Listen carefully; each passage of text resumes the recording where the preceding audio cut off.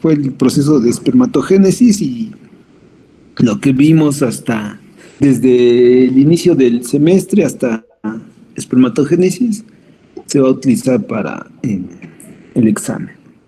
A partir de este tema, ya de ciclo estral, donde vamos a ver el subtema de ovogénesis, ya sería para el siguiente parcial. ¿Sale? Bien, entonces pasamos a ver ovogénesis.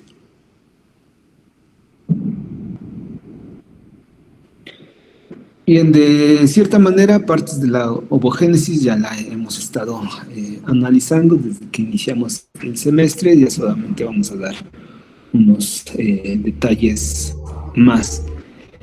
Es el proceso de formación y maduración de los gametos femeninos. Ya habíamos visto que ese proceso de la formación de los gametos se daba desde el desarrollo embrionario temprano, ¿no? En ese desarrollo embrionario temprano se tenía que dar paso a la formación de las células germinales primordiales, y esas células germinales primordiales también conocemos que viajan desde un estrato germinal distinto para llegar a poblar la gónada, que también para ese momento va a estar indiferenciada. Una vez que se sitúan en la gónada indiferenciada, empiezan por un proceso de proliferación mitótica. Van a ser más y más células germinales primordiales, que tiene que cesar esa proliferación de células germinales primordiales, y empiezan otra proliferación mitótica también, pero ahora para diferenciarse hacia ovogonias, ¿de acuerdo? Entonces todo eso sucede durante la etapa embrionaria, durante la etapa fetal de la hembra.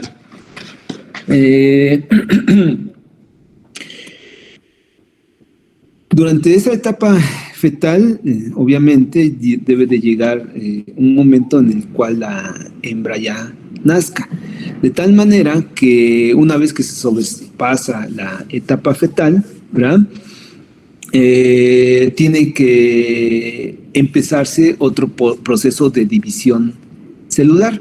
Entonces, en un momento en el cual se encuentra ya en la etapa fetal, las células germinales ya se diferenciaron hacia ovogonios, y los ovogonios ahora van a empezar otro proceso de división celular, ¿verdad? Entonces, después del formado el ovogonio, continúa su división por mitosis, siguen proliferando, pero cuando se da la transición del feto hacia el nacimiento, ¿verdad?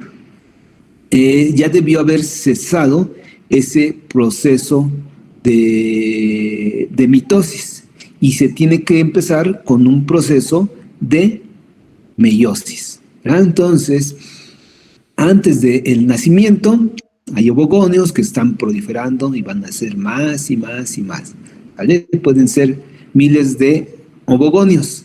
Llega un momento en el cual esos ovogonios empiezan con otro proceso de división celular, ¿verdad? Que sería el de la meiosis. Entonces, en la transición hacia el nacimiento, cuando finalmente nace esa hembra, lo que va a tener van a ser ovocitos primarios, que tienen la totalidad del material genético. Pero ese ovocito primario, ¿verdad?, que tiene poco antes del nacimiento y después del nacimiento, ya empezó con el proceso de meiosis, que recuerden ustedes que ese proceso es reduccional, tiene que reducirse a la mitad el material genético, pero solamente inicia la meiosis, no la culmina, de tal manera que al nacimiento va a tener ovocitos primarios que iniciaron el proceso de meiosis y se quedan entonces en la profase 1 de la meiosis 1 y todavía tienen la totalidad del material genético. Aquí dice 2N, ¿de acuerdo?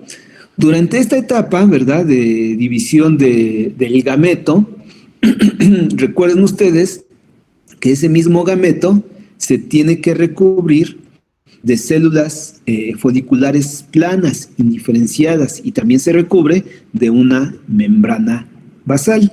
Es el momento en el cual inicia el proceso de foliculogénesis, ¿verdad? Entonces, cuando nace la hembra, va a tener una cierta cantidad de folículos primordiales, y al interior de cada uno de esos folículos primordiales va a existir un ovocito primario en meiosis 1, ¿vale? Esa meiosis 1 se va a quedar así como congelada en el tiempo por algunos días, por algunas semanas, meses e inclusive años, ¿verdad? Puede permanecer por años el ovocito en la etapa de meiosis 1, ¿sale?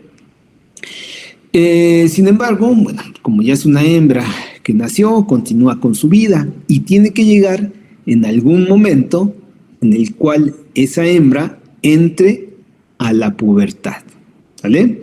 Entonces, en la pubertad, los ovocitos pueden continuar con su proceso de maduración, pero ojo, recuerden ustedes, por ejemplo, si estamos hablando de una vaca, bueno, en este caso de una becerra, entra a la pubertad, ¿verdad? Pasa a ser una vaquilla. En la pubertad se da el pico preovulatorio de LH, ¿de acuerdo? Y recuerden que el desarrollo folicular se da en grupos, ¿verdad? Hay una oleada de desarrollo folicular y dentro de esa oleada de desarrollo folicular hay un folículo que se va diferenciando. Ese folículo al interior tiene un ovocito que está en la meiosis 1. Cuando se da el pico preovulatorio de LH, ¿verdad? Ese ovocito que está en la profase 1 de la meiosis 1 logra reiniciar la meiosis, de tal manera que ese pico preovulatorio avanza al ovocito hacia ovocito secundario, ¿sale? Y entonces, ahora el ovocito secundario se quedó en la metafase 2 de la meiosis 2, ¿sale? Entonces, recuérdenlo, de ovocito primario hasta ovocito secundario pueden pasar días, semanas, meses o años, hasta que se presente el pico preovulatorio de LH, ¿sale? Después, entonces, lo que se obtiene de ese pico preovulatorio de LH es que se reactiva el ovocito y deja de ser primario para pasar a ser secundario y quedarse ahora en la metafase 2 de la meiosis 2. Y se va a quedar en esa etapa, ¿verdad?, ya solamente por algunas horas. Durante ese proceso de división celular de ser ovocito primario hacia secundario, si se dan ustedes cuenta, ahora sí se redujo a la mitad el material genético, ¿verdad? Entonces ya se quedó con un número haploide. Como técnicamente hubo una división celular, la otra mitad del material genético se tiene que ir hacia algún lado. Ya no forma una nueva célula, no forma un nuevo ovocito, ¿verdad? Entonces se forma solamente un ovocito y lo que queda de ese otro material genético es expulsado del ovocito secundario y queda como primer cuerpo polar, ¿vale? Entonces ya está en la profase 2, en la metafase 2 de la meiosis 2. Y se va a quedar en esa etapa ya solamente por algunas horas. La señal para que se reanude la metafase 2 de la meiosis 2 en ese ovocito secundario va a ser la fecundación. Solamente el espermatozoide que logre fecundar a ese óvulo que ya está en la meiosis 2 va a hacer que se reanude esa meiosis.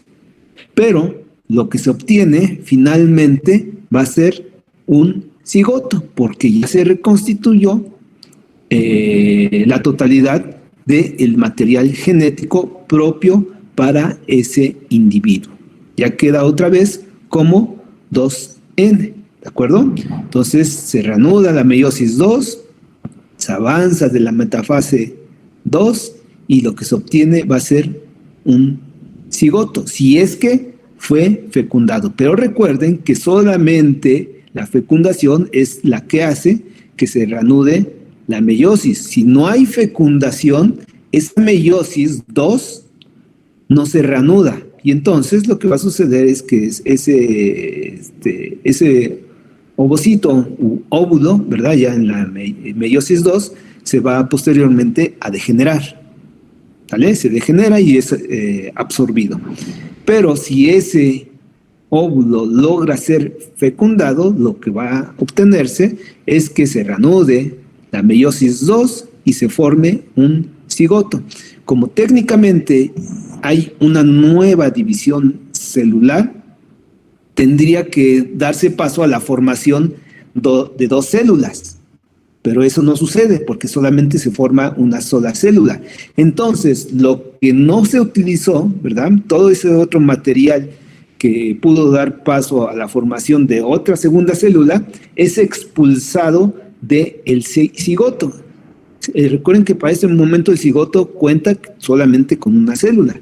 Entonces, todo lo demás es expulsado de ese huevo o cigoto y forma un segundo cuerpo polar. ¿Estamos de acuerdo?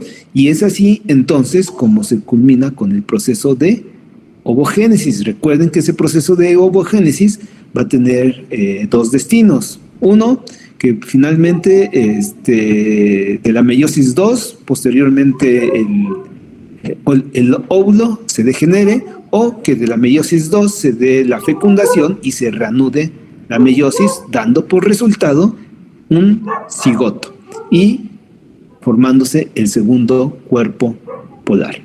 ¿Se entendió aquí el proceso de ovogénesis, jóvenes? Con este esquemita se explica casi todo. Nada más vemos algunos detalles en esta parte, ¿no?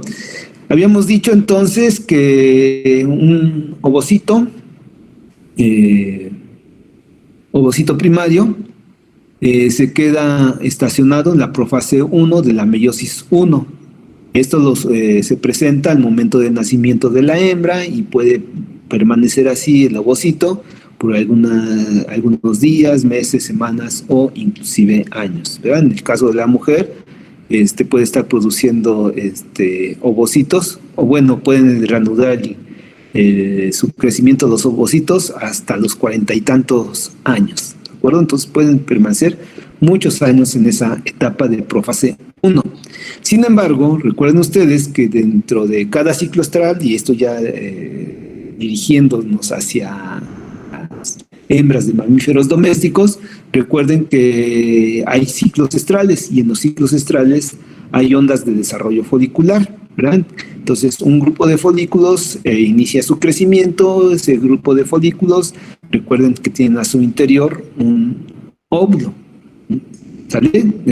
Bueno, para este caso un ovocito, y esos ovocitos entonces empiezan a crecer, tienen un crecimiento, pero esos ovocitos no reanudan la meiosis, sino hasta que hay un pico preovulatorio de LH. Entonces la LH es la señal para que el ovocito o los ovocitos, dependiendo de la especie, reanuden la meiosis y avancen entonces de la profase 1, de la meiosis 1, y lleguen hasta la metafase 2 de la meiosis 2. ¿Vale? Entonces, en esta etapa pueden permanecer hasta años, pero en esta etapa de metafase 2 pueden permanecer solamente algunas horas, porque ya está listo para ese momento ya es un óvulo, ¿verdad? Ese óvulo ya está listo para ser fecundado y solamente tiene una vida media de algunas horas, ese mismo óvulo, hasta que logre ser fecundado. De tal manera que va a tener dos posibles destinos ese óvulo. Uno, si no es fecundado, entonces que la meiosis 2 no se reanude y ese óvulo degenere. Dos, que ese óvulo, si sea fecundado, se reanude la meiosis y lo que se obtenga sea un cigoto, ¿verdad? Un nuevo individuo. Se reconstituyó el material genético para formar un individuo. Recuerden también que de profase 1 hacia metafase 2 se debió haber formado un primer cuerpo polar y de la metafase 2 hacia la formación de un cigoto, ¿verdad? Se obtiene un segundo cuerpo polar.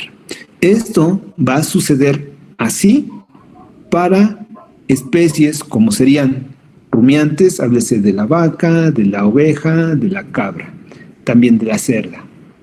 Sucede un poco distinto para otras especies como sería la perra y muy posiblemente para el caso de la yegua.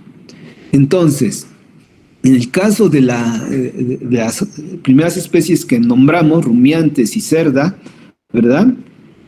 Cuando se dé la ovulación, el ovocito ya va a estar en la metafase 2 de la meiosis 2, ¿verdad? Pero cuando se dé la ovulación para el caso de la perra y muy probablemente para el caso de la yegua, el ovocito va a estar como ovocito primario, ¿verdad? Todavía va a estar en esta etapa y va a tardar algunas horas más en lograr avanzar hasta la metafase 2, ¿de acuerdo? De igual manera, el pico preovulatorio de LH va a inducir la ovulación, el pico preovulatorio de LH va a inducir la reanudación de la meiosis, pero esa reanudación de la meiosis va a tardar más tiempo, ¿de acuerdo? Entonces, cuando se libera el ovocito, ¿verdad? En la ovulación, todavía está en la profase 1, se libera como ovocito primario. En las otras especies se libera como ovocito secundario, ¿de acuerdo? Ya está en la metafase 2 de la meiosis 2, en la perra, en la yegua, muy probablemente en la yegua, ¿verdad? Todavía se ovula cuando es ovocito primario, está en la profase 1 y solamente horas después es cuando logra avanzar de esa profase 1 hasta la metafase 2. Quiere decir que tarda más tiempo en madurarse y estar listo ese óvulo para lograr ser fecundado. Y eso inclusive lo vimos en un esquemita donde analizamos el ciclo estral de la perra. Ahorita se los muestro. Creo que está en el 4. A ver, vamos a ver.